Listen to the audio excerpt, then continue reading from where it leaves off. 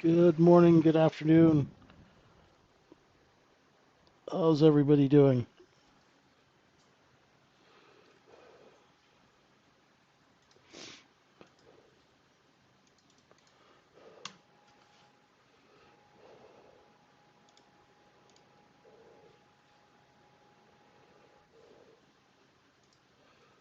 Welcome to the tradingsyndicate.org, where we teach people how to earn a living and manage risk with common sense and good business habits. I'm JJ. Welcome. Happy Thursday.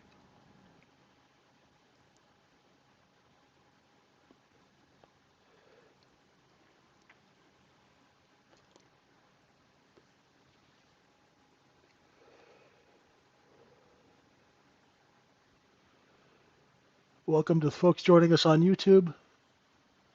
Appreciate you. Welcome to the folks in the room. We'll jump right into it. Overnight inventory is short. Okay, and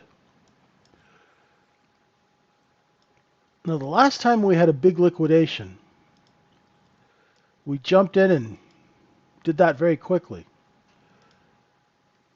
This time we had a decent liquidation and maybe a little slower. Hey Troy, how are you doing?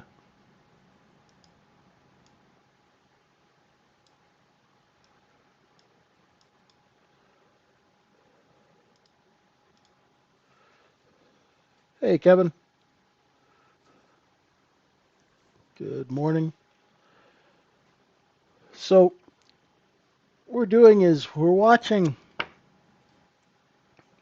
the previous day's range. Okay? So we had 4 days, 4.5 days of inventory above 64.58, and that's liquidated out. And because of where we are and the time of year we're at, and you know, next week is month end, all of that stuff, we're going to do some sideways motion, I think. Right? The normal course of business is to sort of go sideways in this area and absorb that inventory. Now, the problem with the market, the way it's been constructed over the last few months, you'll notice that the trading ranges are really big, right? So the only place where we have some sort of a consolidated trading range is here.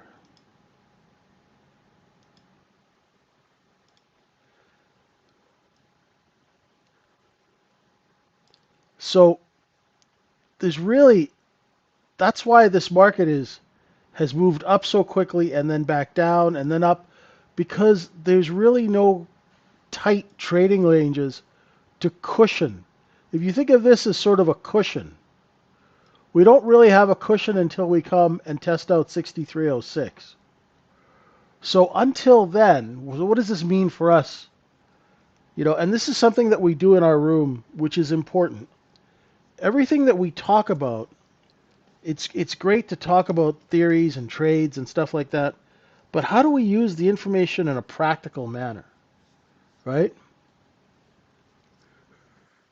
Right? You know, how do we get practical information that a trader can use when you're sitting at home?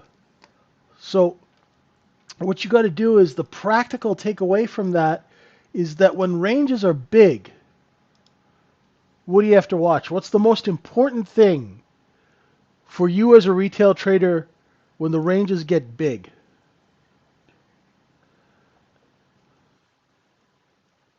As I play the music from Jeopardy in the background.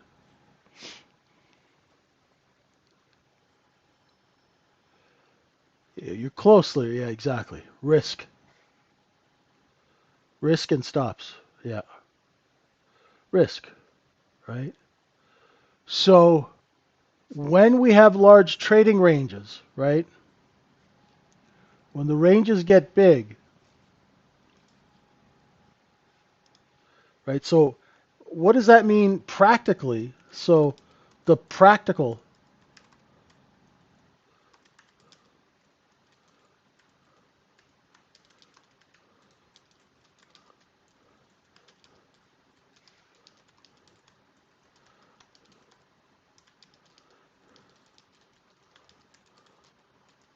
we use, we only take A plus setups,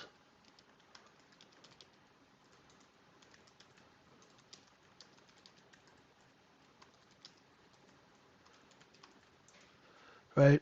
That's the only thing that sort of weapon we have, right, is risk management. And that means using those if-then statements together with an A plus setup, right? Now, an A plus setup is a repeatable business practice that has the risk set in,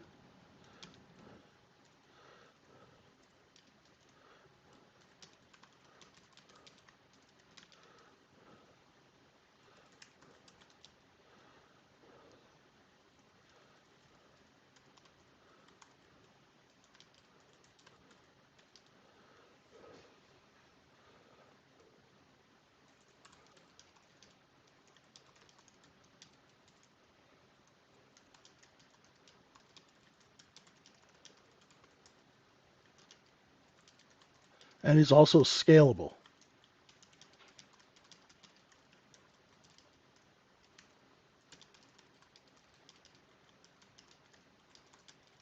And you have to have a sample size to prove it, right? So, not that it only worked.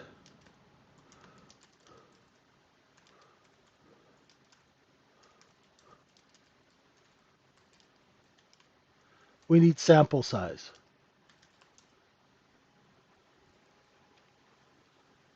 right? Repetition. And repetition,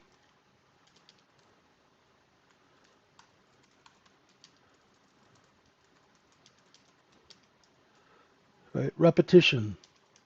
So we instinctively,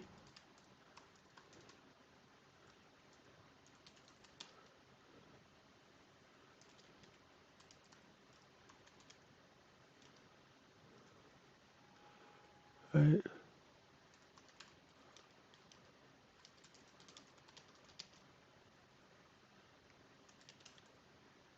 On our last podcast, we had the gentleman from T3 Trading,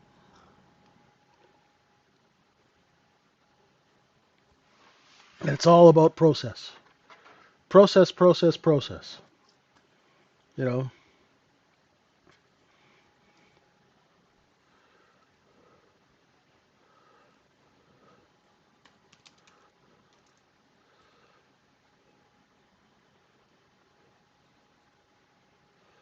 alrighty. This market's not going to get easier to trade going into the end of the year. I'm giving you my warning now, right? So we got to be on the ball. Hey, $6 million man, good morning. AJ, good morning. Welcome to the folks on YouTube joining us. Good to have you with us. So when you got a big, massive range, the best thing to do is to cut it up in digestible pieces, right? Same way that you can't eat a whole pizza, right? I mean, unless you fold it, and that's no good.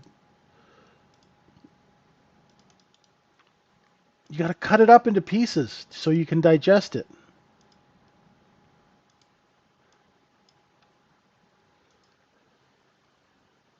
Challenge accepted. There you go. Whatever, man. Good morning. How are you? Okay, let's go take a look See if we can move the point of control down before the open. Hey, Patty Lou, how are you doing?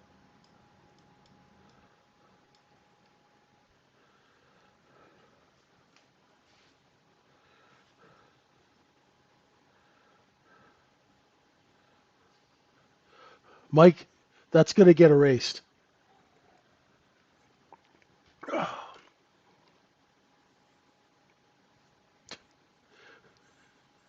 Mike, you got to take that off, man. Thanks, brother.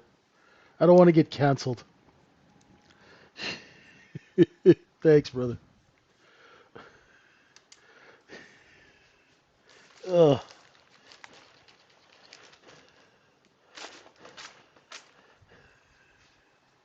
That was funny, though. Okay. So, what are we going to do? We'll just trade the levels that we're given, right? The levels have been working. I had a couple of good trades. I had one where I scratched it. I did a look below and fail trade. And I scratched, well, I put it on for 8 contracts, 6 of which I sold into profit, 2 of which I was not fast enough, and that is lack of discipline, right? I got nailed with lack of discipline again, right? I was on a call, I was on a coaching call, but that's no excuse. I should have had my sell orders in, right? And those trades were here when we did these look below and fails. So the first time, I took it, I completely, I bought 6 contracts or 8 contracts at 96, and I sold 6 of them up here at 90 in the 98s. And then I stopped myself out on the last 2 because I wasn't fast enough. Then the next trade I took was the J-Lo trade I think it was W period, when W period couldn't take out the J-Lo down here at 86. That's when I took that long. And then it did the same trade again, but I didn't take it the third time. So, one thing is when you're trading, I find if I'm not really coming from a very disciplined place, I will tend to make errors that cost me money. Something that you want to avoid. Ah, hey, Jimmy. Yeah. So, for example, great question. So, for example, say you have this level here. I'm drawing a line at 63.77. Okay? And the trade that I'm doing is a look below that and fail. Okay? And you had some candles that came down, right? And they looked below and they came back up, right? That sort of thing.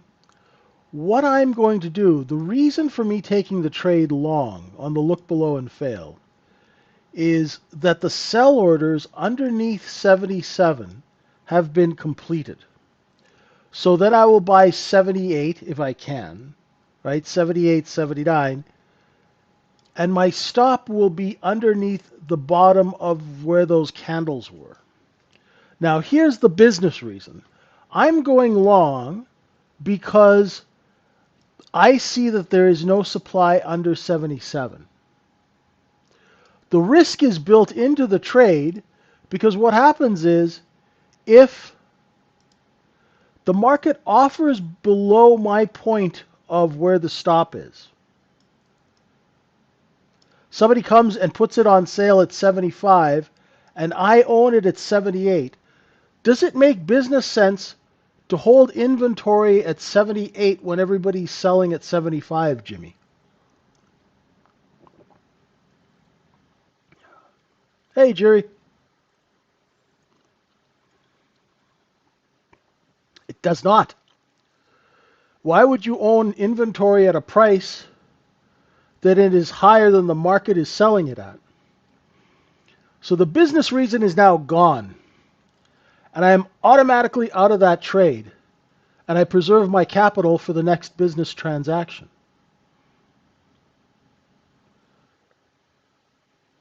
So the A plus setup automatically puts me in charge of risk. This trade is scalable because you can use it on a 1 minute chart, you can use it on a daily and a weekly. The business transaction is the same. Just give it time. As I repeat it over and over again, the longer you're with us in the room, you'll hear me say it over and over again. What's the business reason why you're taking this trade?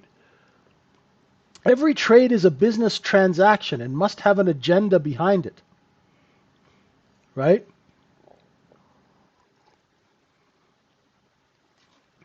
Over time, you'll get more comfortable with the business. Exactly. Right? You own something. If you go into a marketplace, pretend you're the seller, right? Pretend that you're a professional, right? And I'm buying 1,000 oranges at 50 cents to sell them at 75 cents profit. But now somebody comes and starts selling them at under 60 cents. I'm going to have to price compete, otherwise I'm going to be stuck with a bunch of bad oranges, right? If you think in terms like that, it'll help you, number one, not take trades that don't make business sense. Number two, it'll help you from adding to bad trades. Because if you can think through a trade, right? If you can understand why you're taking the trade, it's not some esoteric thing based on an indicator or anything like that. There's an actual business reason that you can talk through, right? Welcome, Async. Welcome to the room.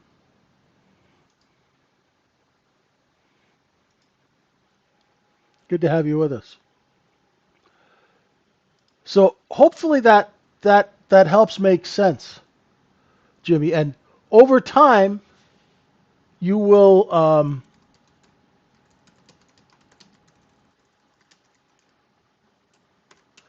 Welcome to all the new folks who are joining too. Appreciate you guys. Yeah, the business reason for a trade, right? And the risk is built in. So as soon as that business reason goes away, you know, it's like you're pulling those ejector seat handles, and you're gone. You know? That way you get used to cutting risk quickly without making a big deal about it. You know?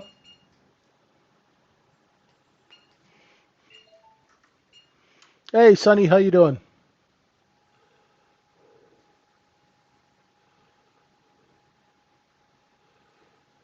Looks like back and forth. Yeah.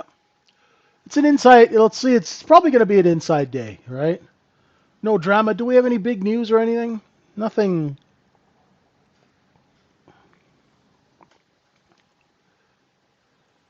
Hey, Mike Z, how you doing?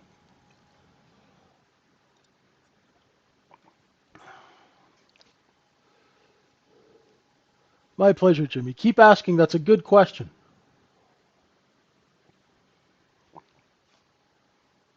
PMI. Okay.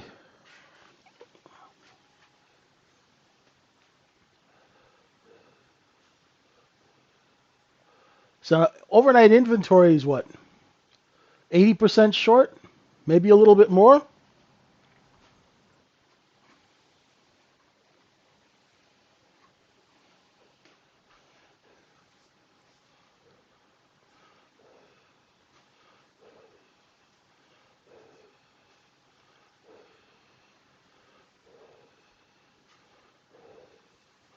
Let's see if we get any kind of a lift. The reason is because this is where everybody got caught short in that late afternoon. They call that the afternoon pullback low. And I think this is an area I find very interesting. I think there's going to be some decent bids down here.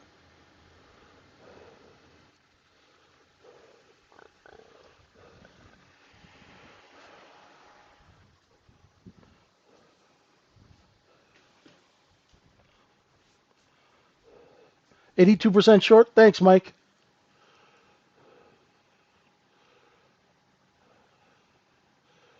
Hey, AO, do I think you can achieve 6 points in RTH? To make 6 points on a trade?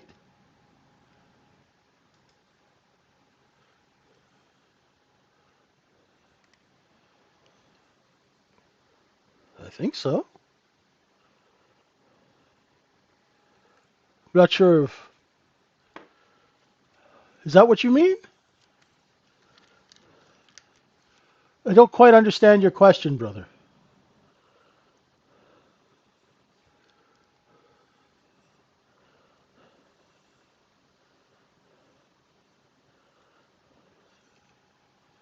Let's see.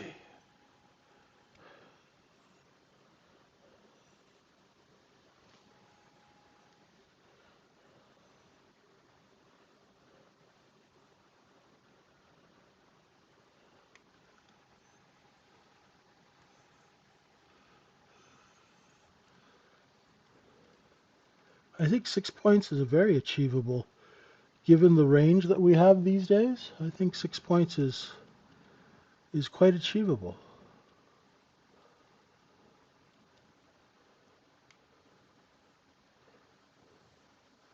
So Patty Lou, 82% means you just divide, you take the volume above the close and divide it by the volume underneath. It's really simple. If you're lazy like me, you just look at the value area.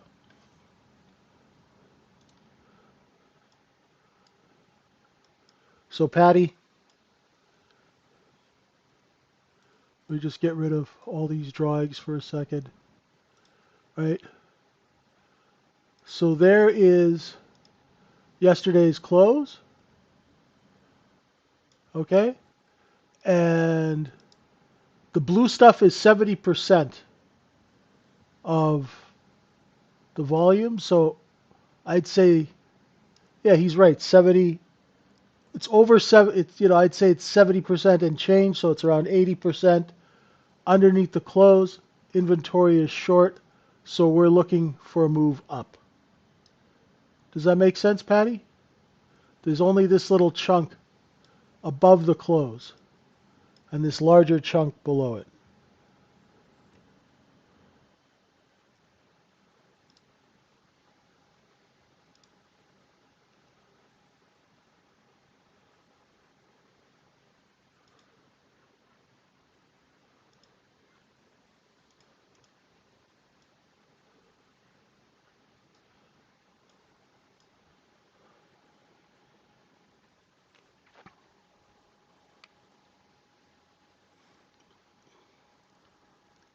Hey, Deeks.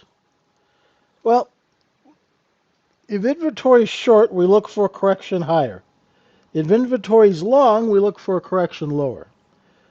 If those corrections do not happen, the market is trying to tell us about the type of business that's coming in.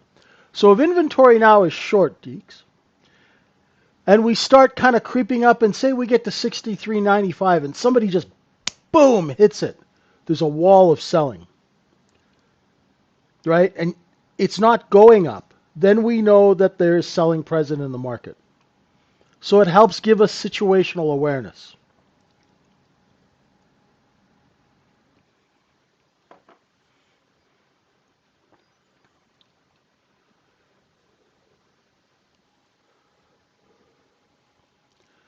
For me, an A-plus setup in the market is the look below and fail. Look above and fail of the zones. Okay, so in this market, we are inside yesterday's range. So we're looking for back and forth, right? You're not looking for a breakout trade. You know what I mean, Sonny?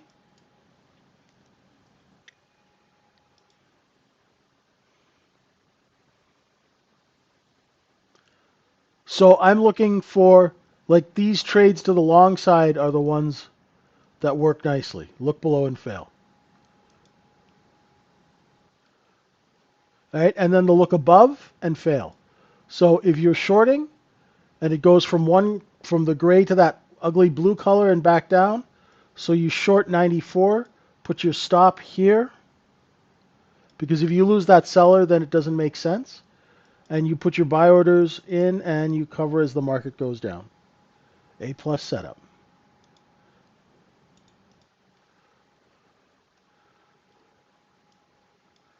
Now let's see, that's 2,100 contracts up there. Let's see if we can move that point of control lower before the open. Right? See, inventory is already starting to creep higher. You guys notice?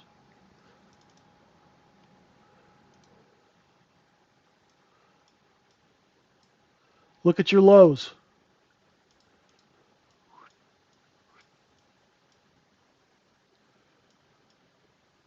The bid is following the offer up, folks.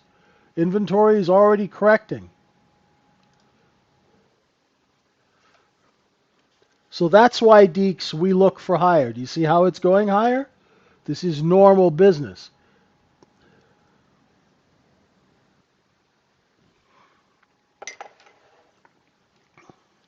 I think we do have a poor high. Yep, we have a poor high, Raj. So there's competitive selling up at that high of 64.19 and change. The look above and fail is a great trade. The look below and fail is a great trade. Those trades have been working since we were cavemen because they're based on the oldest business principles. Too much supply, lack of supply. Doesn't get any more simple than that, right? And what do we want when we're doing analysis? We want simplicity in analysis so we have proper execution, right? So we have reliable, confident execution, right? The more simple the analysis, the more confidently we can execute. You got too much analysis going in your head, you're going to have analysis paralysis or whatever the heck they call it. You know?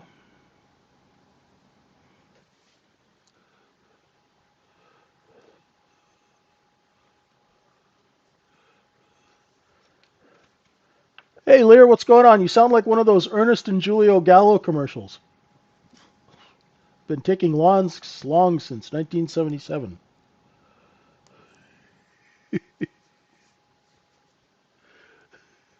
It will serve no long before its time.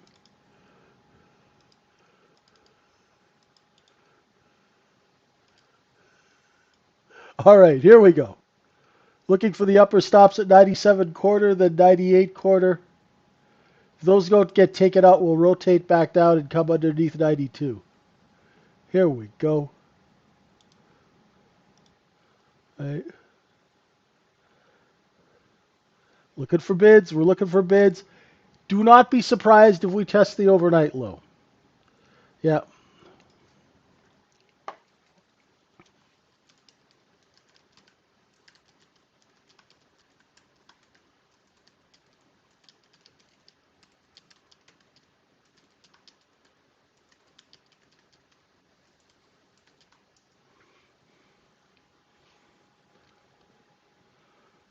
If you're short, beautiful short, if you hit that open short at 95, I did not.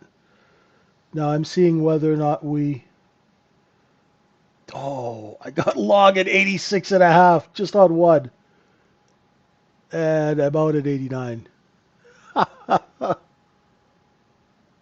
got lucky on that. I got lucky on that trade. And it was only one micro. I saw it stall, and I grabbed the 86s. And as soon as I grabbed it, it just ran, and I sold into it. So we found the bid, right? They front ran the overnight low. When you rewind the chart, pause it when it gets down here. You got to see that again. You got to see that again.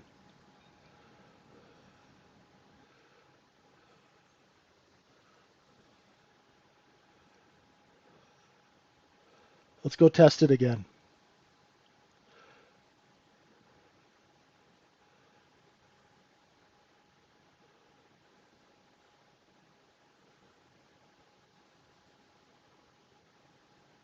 See that J low? Look, that's that area of interest. There's still buyers that are lurking down there.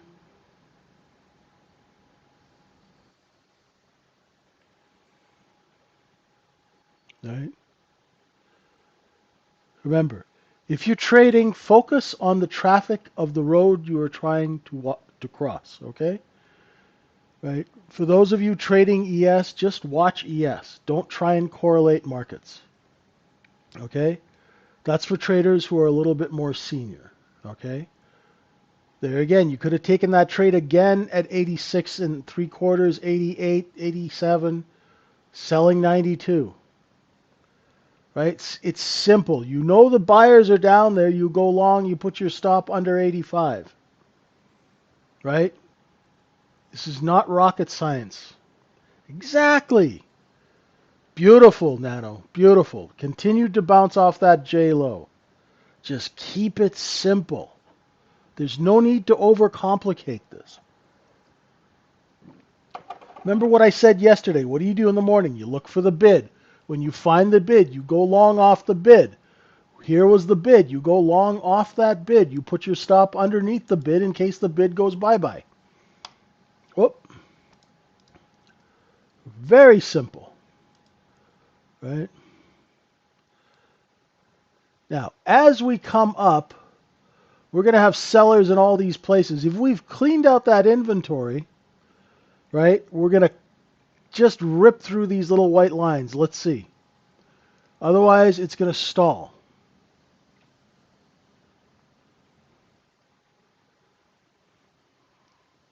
Nice work, Sonny. Now you can sit and watch, right? It takes the pressure off. It's nice to make a little scratch before the open or, you know, that's why I like to trade Globex. So it takes the pressure off, you know, trying to make big money off the open.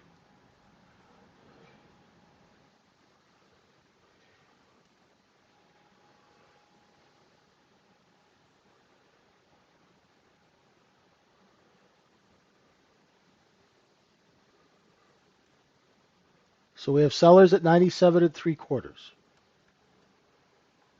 Hey Hank, how you doing? Sorry, I saw your message. I didn't get back to you.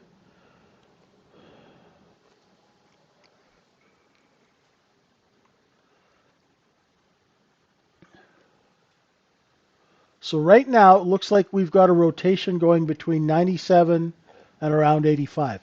Let's see if that 85 holds, right? The more times we go bang on that door, it might break, right? It might open. And if it opens, right, let's watch and see what's down here under 83 if it breaks. Oh, they stepped in here. Let's see. Give it time. We want to establish a nice rotation for you guys to trade off the open.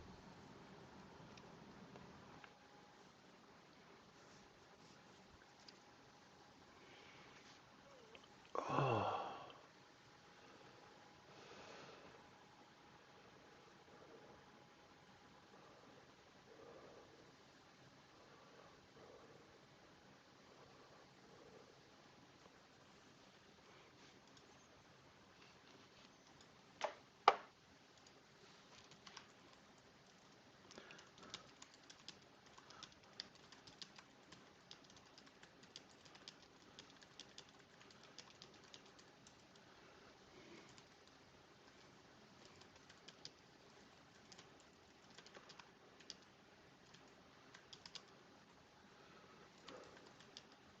So it's okay to hold longer. Use those if-then statements using orders, right, to tell you if the trade is working. example, you are long, put sell orders out. If they do not get executed, you will have to lower your selling price. Just like any other merchant, right? Right?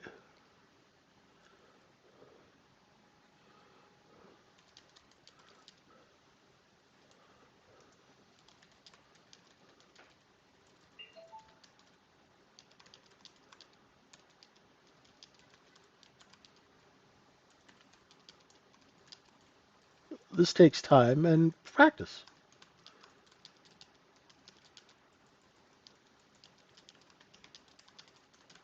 You can scale your business, right? News at 9:45. Thank you, sir.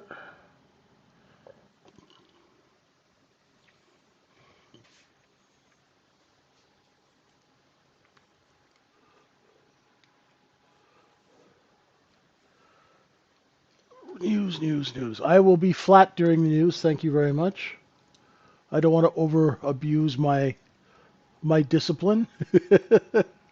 Now, if we take out that A high at 63.98, folks, be careful. It'll create some buying. So if you're short and we take out 98.99, right? Watch your whiskers.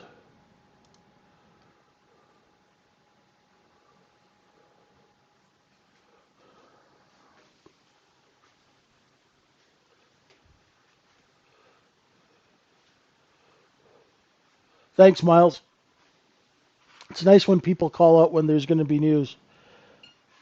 It doesn't matter what the news is, just that there is news, so I can be flat. Even if you're a fast trader, I don't know if you guys have been noticing it. Even if you're a fast trader, I notice that when a huge chunk of volume comes in or a lot of volatility, my the speed of my charting software cannot keep up. Sometimes you get freezes, right? When news hits. I don't like to be susceptible to that. I don't like to be a victim of that. And Mike's worked on the street in tech and coding and stuff like that. Mike can tell you how much money these guys spend on data feeds, connections, technology, routers, smart routers, all of that stuff. We don't have that in a home environment. So even if you can trade as fast as an algo, right? You know, uh,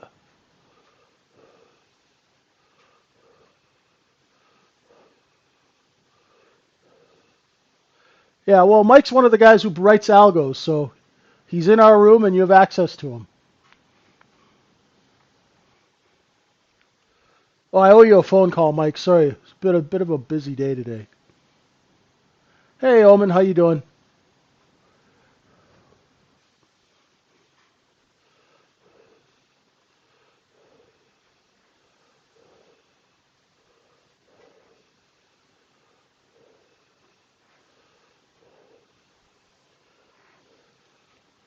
Gosh, we're only 10 minutes into the open.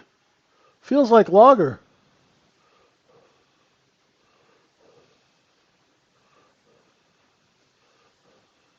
Yeah, exactly, Pollux.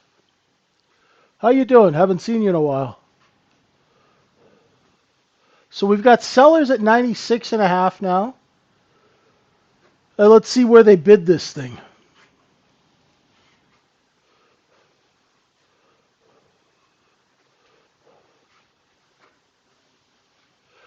Notice today that you're not taking LBF of color shift zones. So what's preventing you? You're just sitting and watching, Aaron? You're not comfortable with the change?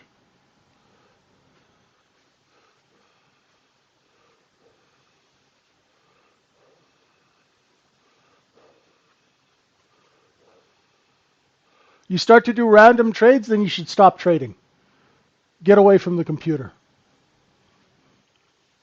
That's complete lack of discipline. That's just pure lack of discipline. So the only way, and if you're one of those people who just all of a sudden finds themselves in a trade, get up, turn off the computer, and get away from the computer until you put yourself in a mindset of discipline. Maybe go do like 20 push-ups or something. Go do something physical. Zap yourself out of that complacent la-da-da-da-da stuff because you're drifting.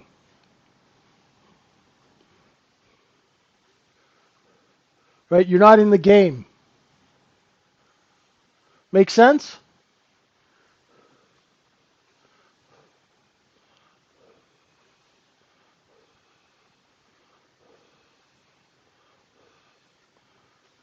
And listen, you're not the only one.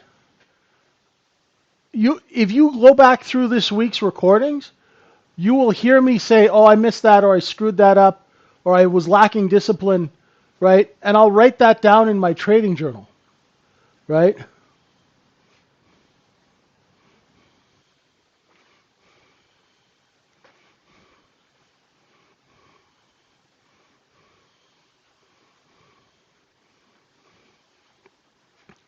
Right? So what professionals do is they make themselves aware of what they're doing, right? And if you're aware, that's the first step, you know? And the markets are tough to trade when they change. You know, you'll have a balance and then you'll have a liquidation, and you miss that shorting and then it goes sideways and then it goes down some more and then it might go back up. So you don't know, you're a little offside, right? That's when you really want to drill down on that discipline and process.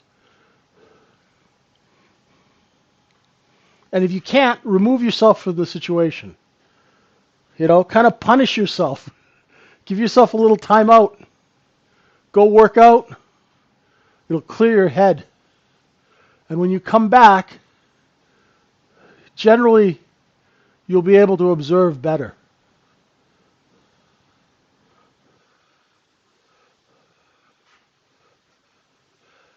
Hey, digital, there are no stupid questions when it comes to your money.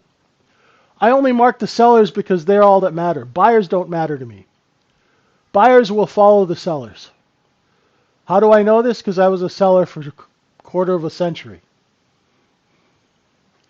Right? If I raise price, buyers will chase it higher. Where I'm curious is where the sellers stop selling and raise price. That's where I cover my shorts, or that's where I go long.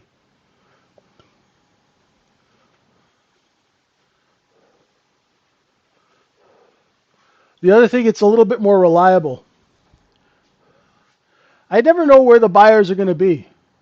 Right? See, now the sellers are competing. Let's see if they take out that overnight low. Should take it out now. Boom, there it is. We'll watch that stop at E. Right? So right here, now if you're short, say you're short under 84, your stop's going to be 84.85. Because if it reclaims the overnight low, then it's a look below and fail.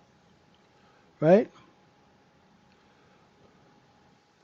Now, because we had a big liquidation yesterday, do not be surprised if we go and test that previous day low. We don't know if those buy orders are still here. Right? No problem. But I bet you for sure when we come back up to 63.96, they're going to sell. Because where they sold before, they'll sell again. I know because I was a seller. I've been a size seller my whole life. Right? As I worked in this industry, I was always a seller. I was a liquidator. right? I was Larry the Liquidator.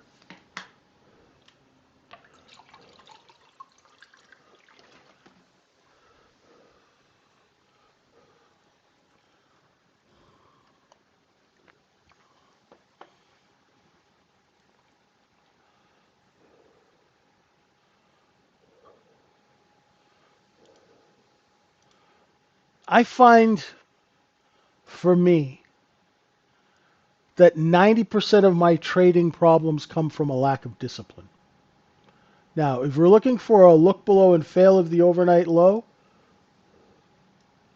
I'll wait till it regains 85 if I was thinking of going long.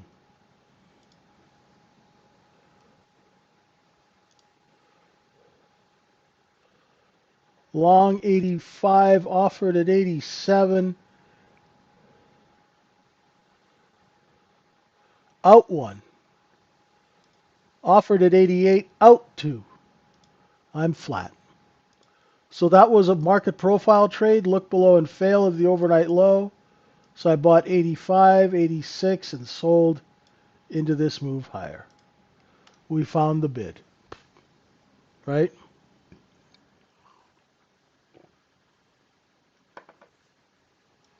You could do it now, Truth, if you wanted to, brother.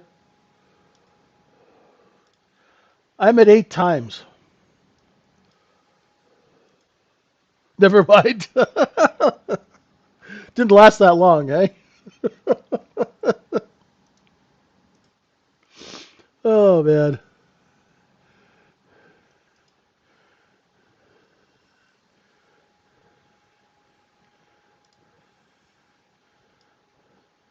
A lot of the times I'll miss the short. That's okay. There will be a responsive long somewhere. Sometimes you just got to wait a long time. But at least now we know. Remember I said, what's lurking down here? Now let's see if it's still there. So are we going to go test that again? That was a look below and fail of the overnight low.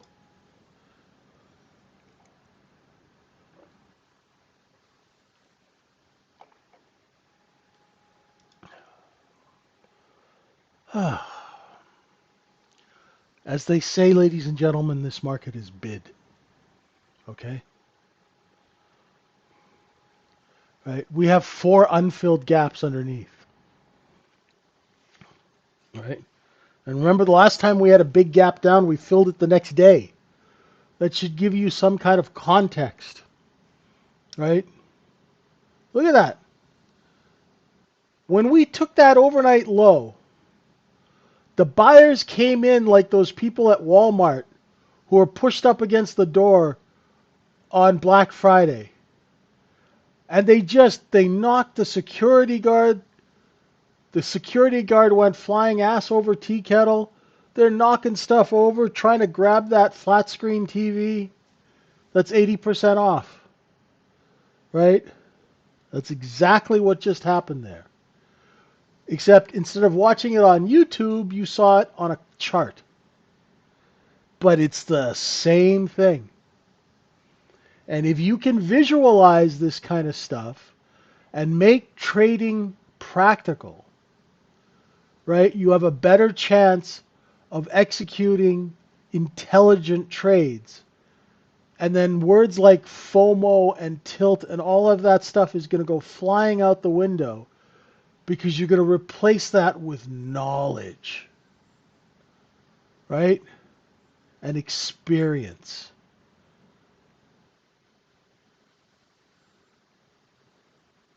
And that's what I want for you guys. I want you to have practical information, and that's what we do at the tradingsyndicate.org, right? Is we really, really push to make it practical. Trades have a business reason for being in them and a business reason for getting the hell out of them, right? And a business reason for staying in them, right? So whether you're a brand new trader or if you've been trading for 10 years and you want to improve your consistency and actually manage your expenses better, I have a gentleman that I've been working with, and he came to me and he's got a multi-million-dollar account, And he was doing well, but he was taking big drawdowns, $20,000, $15,000. I got it to where he's consistently making 3 to 5 grand a day, and his largest drawdown in a quarter was $1,500 on a $2 million account. That's not bad, right? I'll teach you how to be cheap, right? So you're not just blowing all your money. Nice trade, Rod. Now let's see if we're going to set up for a nice rotation here. Back and forth. Lots of action now. See, much better trading after we got a liquidation, right? Last week we had, we were going sideways above 64.58. We get a couple of days of selling, and look how much better. And this is what I mean by liquidation makes a market trade better. It's like we're greasing the wheels below.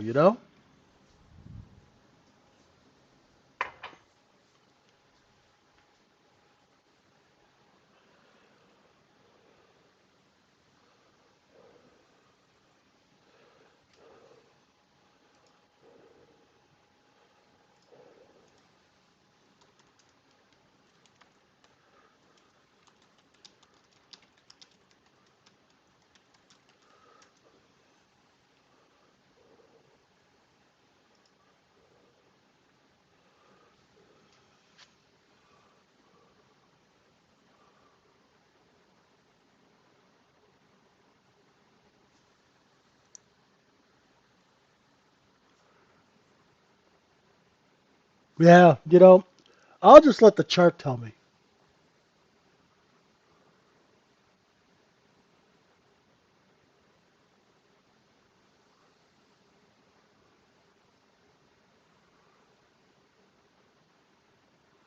You think about it this way, right? The chart's kind of giving you insider information, right? Because it's actually telling you the business that's taking place.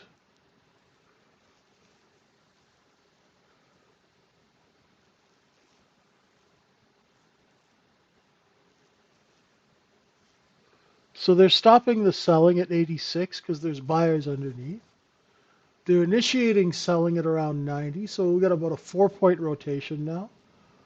Let's see who comes in. We're just a little bit above the middle of the opening range.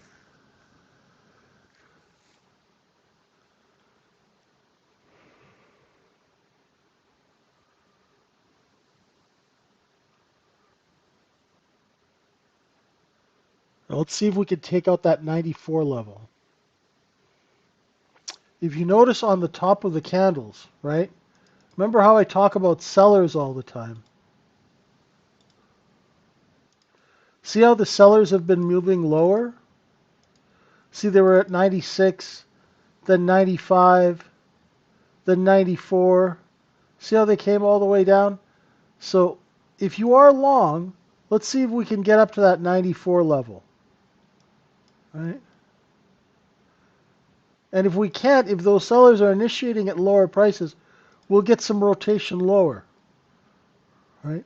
And that's how you can kind of keep track of what's actually going on. Opening range, half an hour, Sodbuster. Right here. So the middle of the opening range for me is that white letter right there.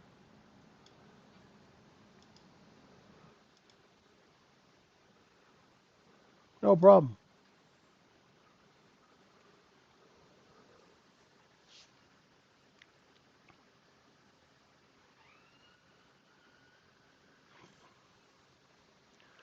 So that's why, do you see how the sellers moved down?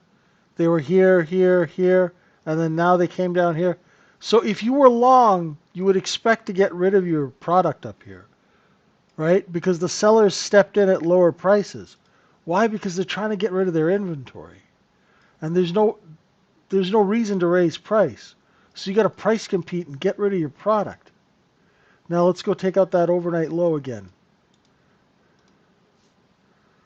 Let's see what kind of reaction we get down at 84.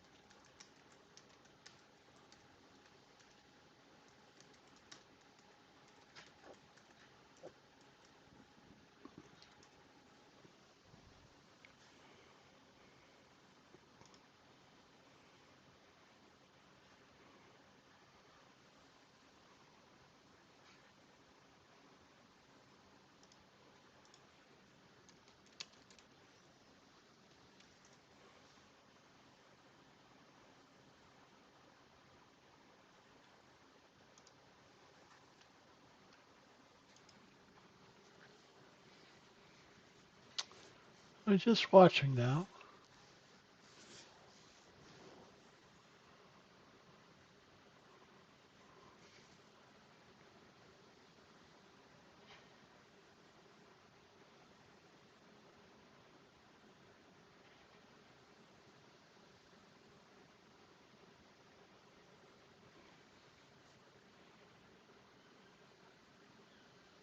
So we looked under 84 again, right? Came under 84, and what happened? The buyers stepped in again, right? Now we're going to test it again. Let's see. If we can't get under 84, it will rotate back up. And I'd be looking for right 91, 92.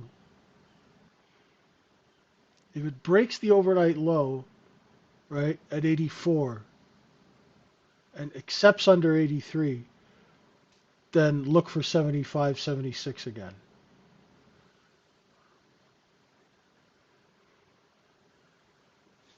This is a great time to watch.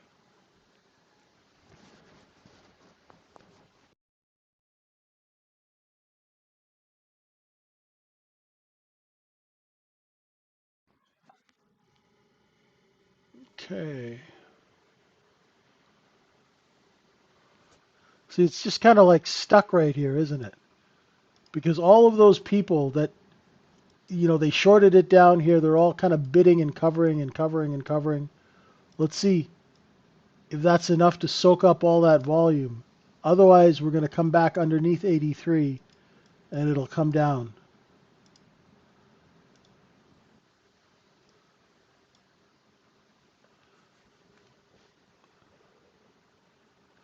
You see how the sellers have come in at lower prices now? You see the top of these candles and the top of these candles, right? If you were the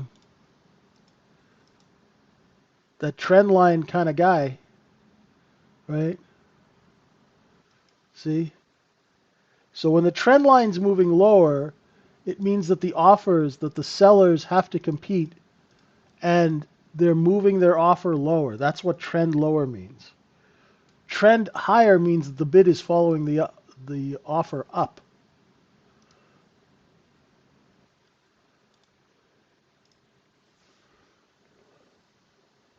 See, there we go. There's the seller. Now, when it's doing stuff like this, I'll leave it alone, right? If I'm not in a short, and I'm not, I have no interest in a long trade when it's doing this, right? Not until it reclaims that overnight low and takes out. I'd be more comfortable going long over 88. Whoa, look at that. They heard me. Look at that. See?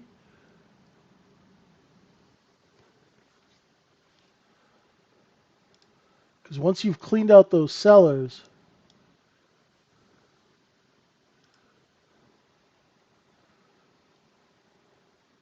you do a little 88 long up to 90 and a half, 91. And if you can't get out at 90 and a half, get out of it because it's going to turn and chop, right? But look at that big green candle, right? Out one again, right? Bought 88, sold 90. Just a couple of points, I'm scalping it, right? Exactly, OJ. Exactly. Competing buyers are front running each other. Look at the size of that candle, 78 all the way up to 90, right? A 1 minute candle. The order book, ladies and gentlemen, thins out very quickly when large orders come in. So you got to wait and stock your trades. You see how it's taking out all those little 1 minute stops? Almost back up to 95.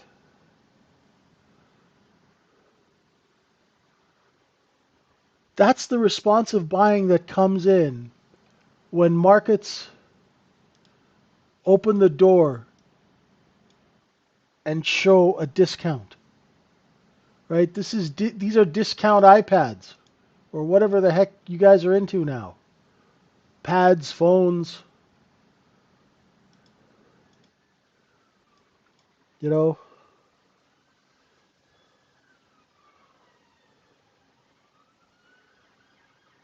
Uh, it depends.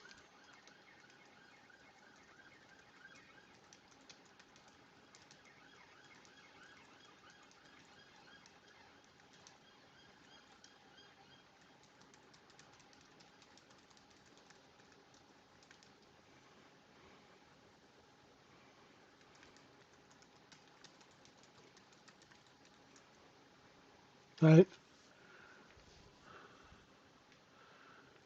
Because async, do you see how big these candles are? You get a big down candle from 95 all the way to 75, and then all the way back up to 6,400, right? It's kind of harder to just buy and hold. Do you understand what I'm saying?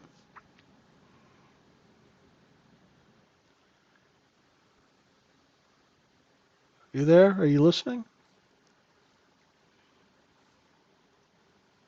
Thanks, Bow Hunter. You can DM me and I'll walk you through the process if you want.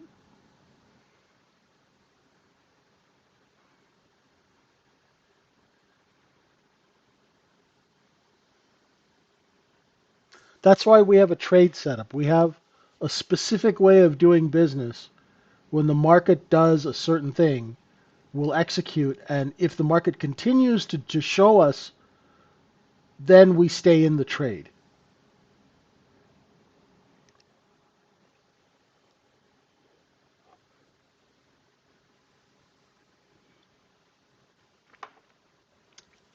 Nice trading, folks.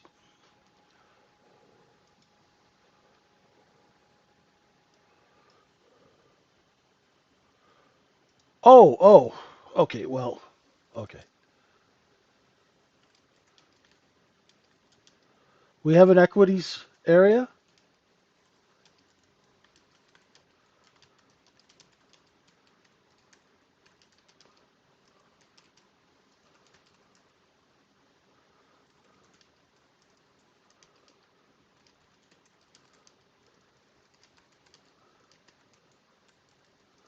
So we're trading the ES futures right now.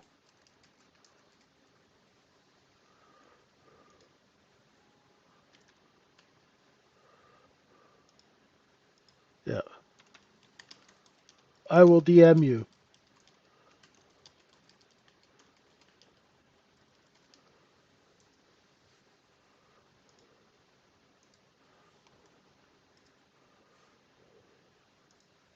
There, I just DM'd you.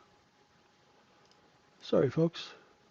Looking for the upper stops here above 64, probably the 64 quarter. Then we've got stops at 64.08 and a half. And we're just ripping right through these sellers, right? How many people do you think got short underneath the overnight low? And then under the open?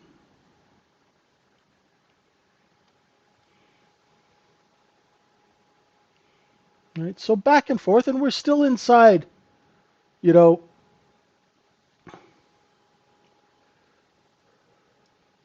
we're still inside the previous day's range, right?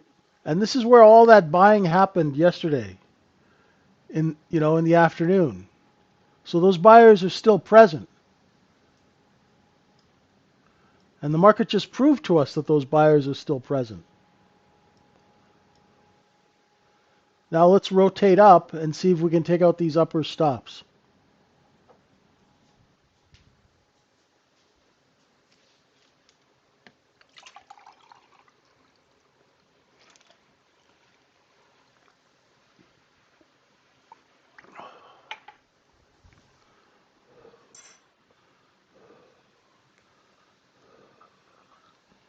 Yeah, they sell into it here. That's cool.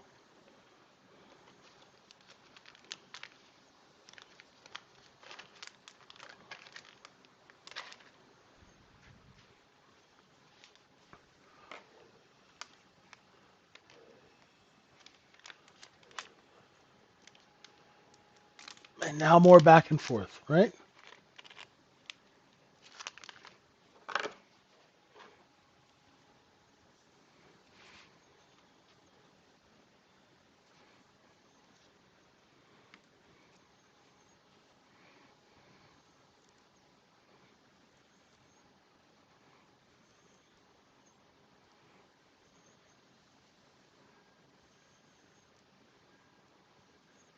If you are short, sorry, now see, bad discipline on my part. I got sucked into the chart, right? If you're short, use the B high as a stop,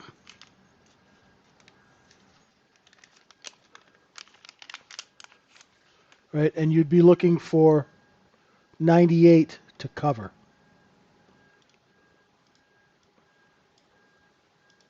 So if you're short, you're using that as your stop, and your cover is here. See how it's front running that 98? That's where people are short and they're bid to cover here. Nice, Hank, nice.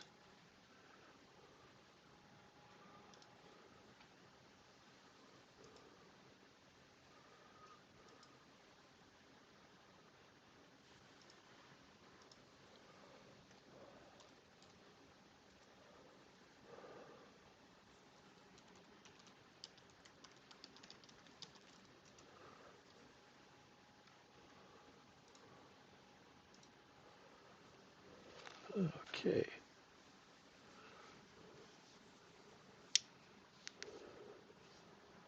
Decent trades off the open. Now I'm going to kind of lay back and see what comes in next.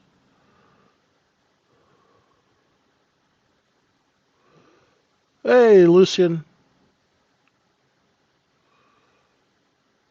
Oh, were you trading CFDs? Oh, man. Oh, welcome to the world of futures.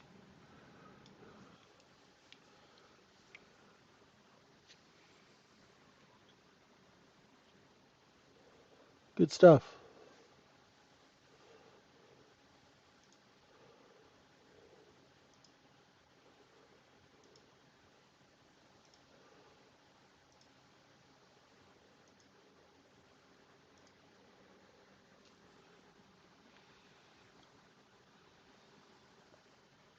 How's everybody doing?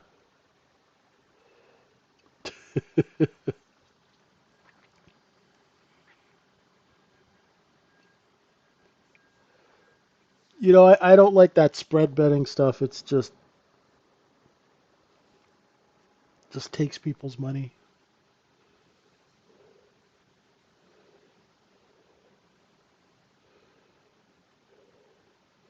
Yeah, nothing to do right now. We're a little distribution. $6 million man. We're distributing our product here above 63.98 to 6400.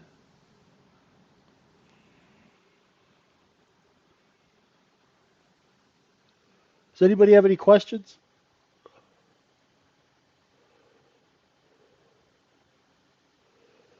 Yeah, it's okay, Hank. Just remember, when your setup shows itself, that's when you can execute. Just chill out until it gets there.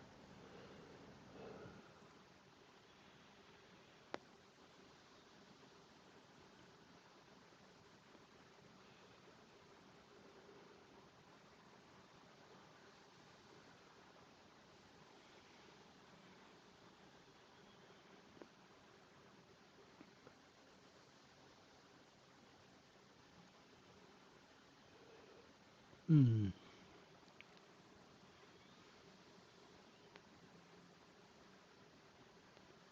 So what the area I'm interested just from a market profile point of view is right here, just under 98.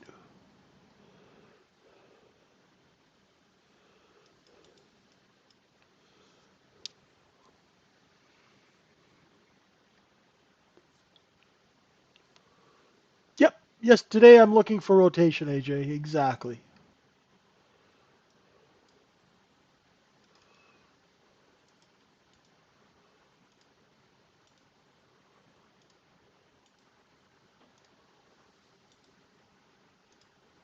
Right. Rotation inside the previous day's range. I love those days. Just back and forth and back and forth. You take a couple of trades.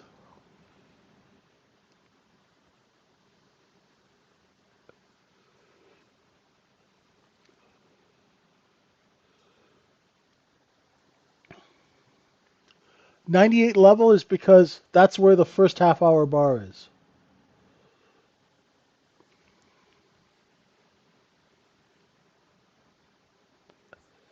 I don't look at that particularly, Colin. I just look at the structure. I don't really look at the time of it. Do you see where Colin, where that A high got taken out? So anyone who is using that A as a stop, that's where the responsive buying is going to be. That's why when we got down to this 98 area on the candle chart, it stopped. They stopped selling off and then ripped it higher.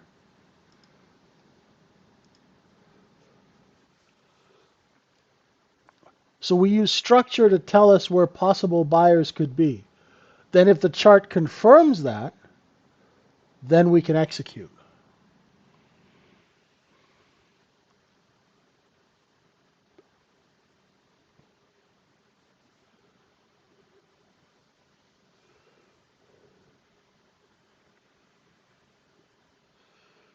You're in the room, right, AJ?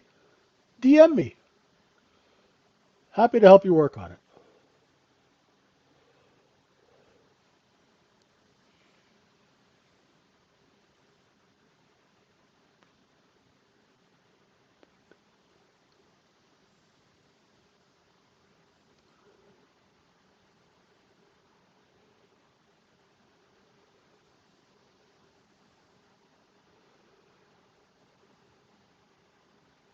See you, Mike.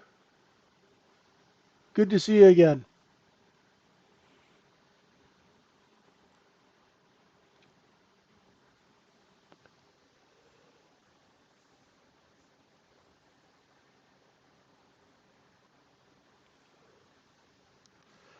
Yeah, it's also your timing could be off, right? I know exactly what you're talking about, right?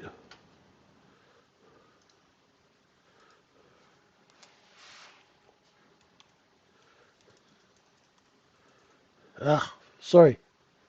Hang on, my keyboard just had a weird. Hang on. Come on, stupid thing. Okay.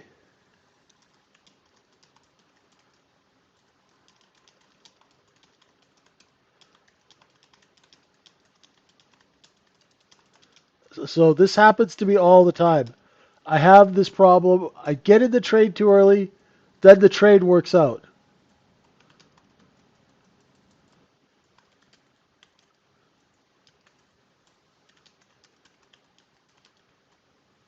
After that area has been cleaned up.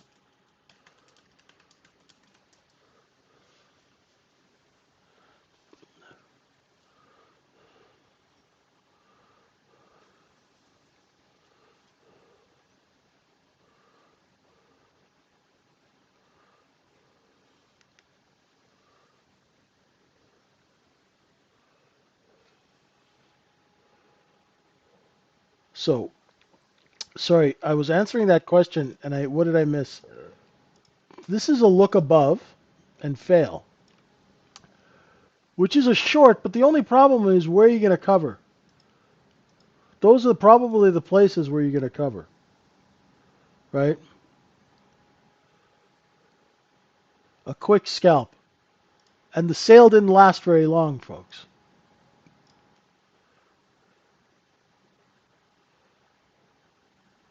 I trade my own account and I trade for old clients. So I manage a little bit of money for some of my old clients and then my own account.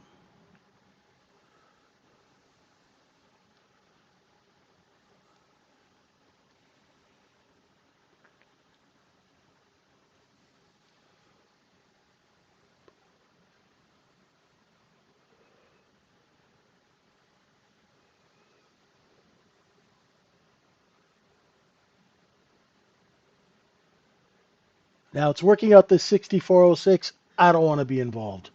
I'll let somebody else pay the bill. All right.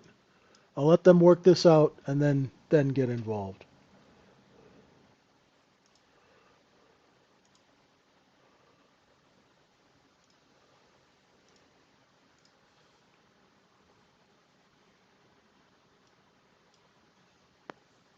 Whoa. Took that stop, it ripped. Okay, they worked it out.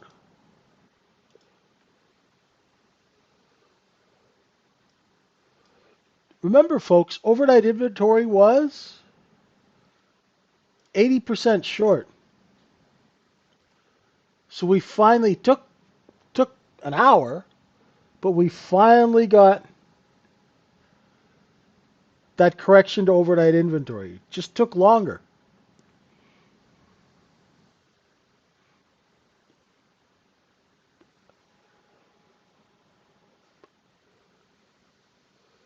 So I'm looking for yesterday's point of control is 13 half. Yesterday's close, I used the 5 p.m. close, which is 14 half. There are some stops here at 14 3 quarter and 17.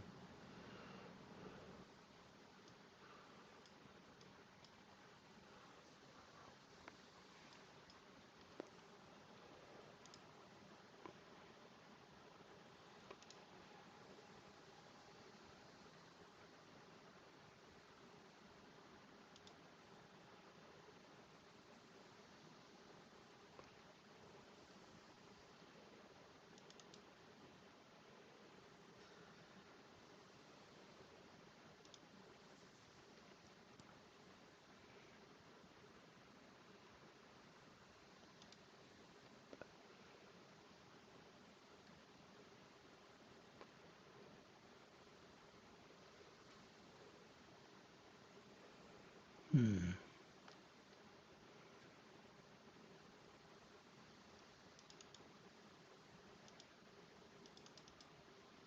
10 minutes till the next half hour bar.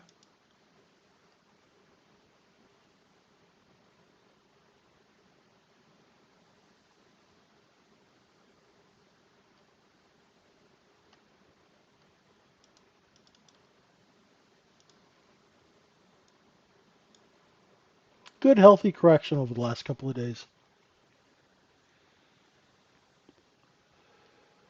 Yeah, it's a little quicker today, right?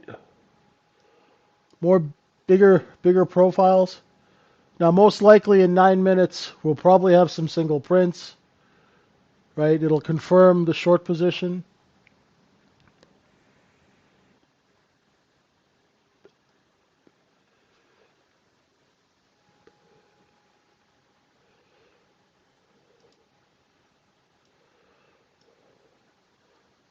Hey, Omen, I hope that answer helped. Your timing will get better. Sometimes your timing will be off, you know? Some days you're just going to have bad timing. It happens, you know? It's weird, you know, this business, some days you'll trade really, really well, and then the market will go and change a little bit the next morning, and you have to find your footing.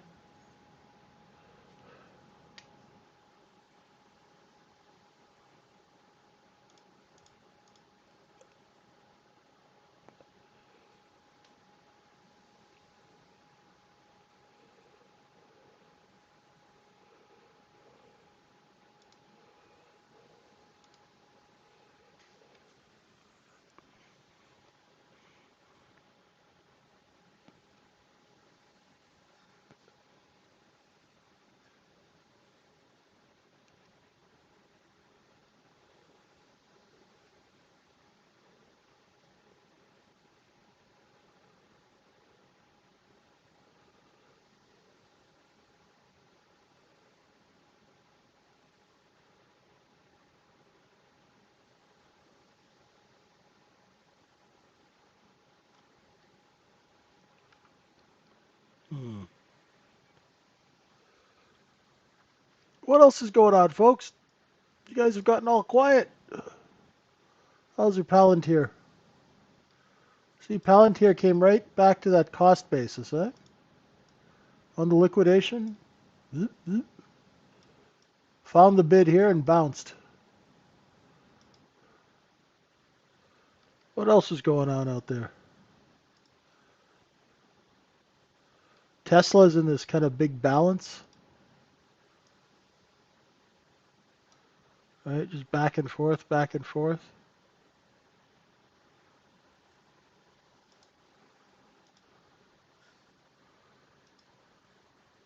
See if Microsoft can hold 504.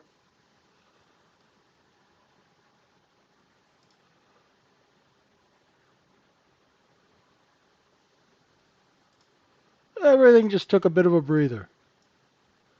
There's crabapple. Hit that 235.77 level. Couldn't get above it for now. Market profile works nicely, and the concepts that we learned from market profile you can use for equity trading, and you can also use for investing um, to help you with your entries, that kind of thing.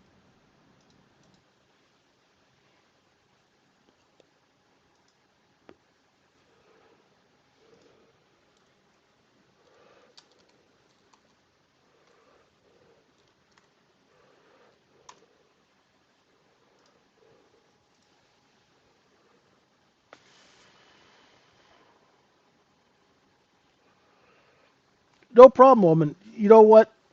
It's a repetition thing. Once you take that trade a whole bunch of times, right?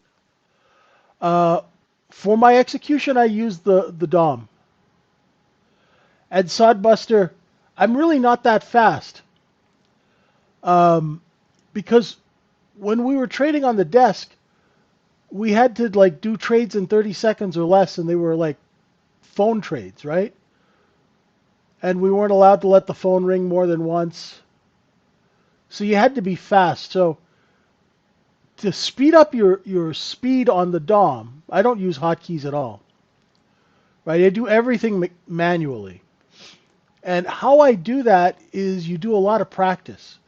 Go on the sim and practice putting orders in over and over and over again.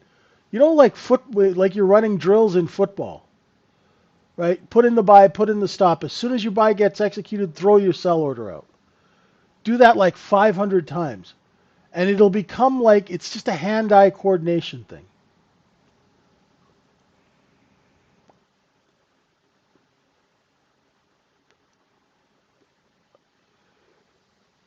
right? Creeping up to 64.11 now. It's just repetition. It's like those kids when they play a video game. The kids in my building were playing some Grand Theft Auto thing, and they gave me the controller. I couldn't even get the car to move, right? But they picked it up and they're like click, click, click, click, click, and then they're driving through the streets of LA or something. It's crazy. But they spent hours in front of this thing with those video game controllers. Get to do everything manually. So that way you can improve your level of hand-eye coordination and your skill.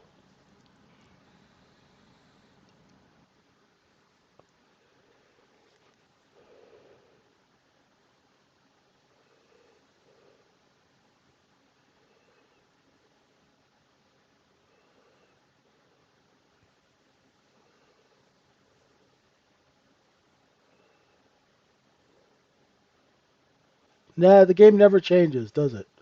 It just gets more efficient. Now that all you kids have these algos, and I mean, listen, our world changed when Windows 95 came out.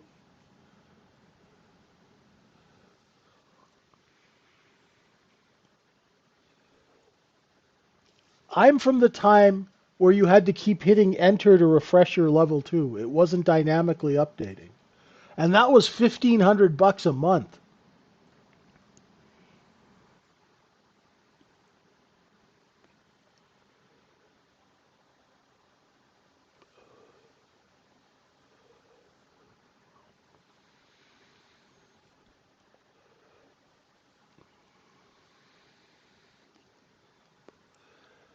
We used to hit 6 bids. I used to hit, like an algo can now hit like 20 bids simultaneously in microseconds, right? My claim to fame was I could get 6 bids hit simultaneously. I'd run two phones, my partner would run two phones, and the guy next to me on the desk would run two phones, and we could hit 6 market makers at the same time and wipe out all the bids in a stock. Right? Now you guys have algos. You guys just push a button now. Pretty soon you won't even have to push a button. All you'll do is think it and the order will go through. Right? You're going to have that little Elon microchip in the brain. And you'll be like, wipe out all the bids. Boom, it'll happen. Right?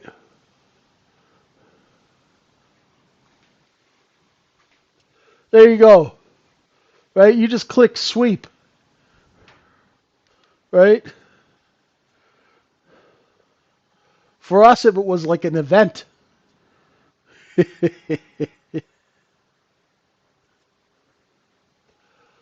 uh, good old days.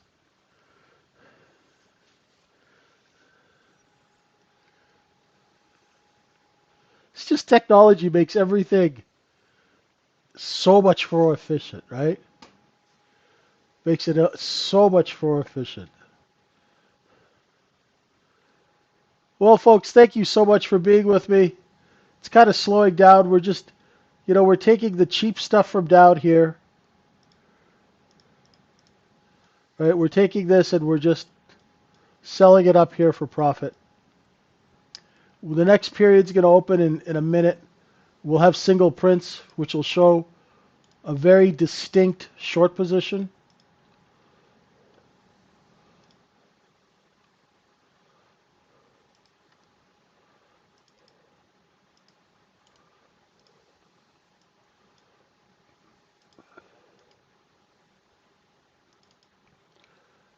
Really just play the rotations, manage your risk, and then go enjoy the sun.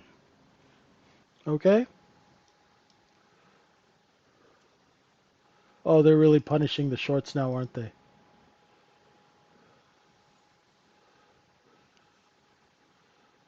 Thanks, everyone. Really appreciate you guys. Hey, and folks, I might be doing another live stream maybe near into the close.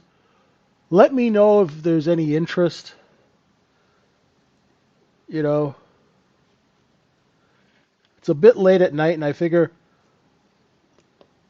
while my girlfriend's working out of town, I can work a little later. Let me know. Let me know if you guys will show up. If it's helpful, I'll think about it. So there's your short position from 63.98 to 64.09 and a half. Thanks everyone for being with us. Have a wonderful trading day. Come join us at the Trading Syndicate.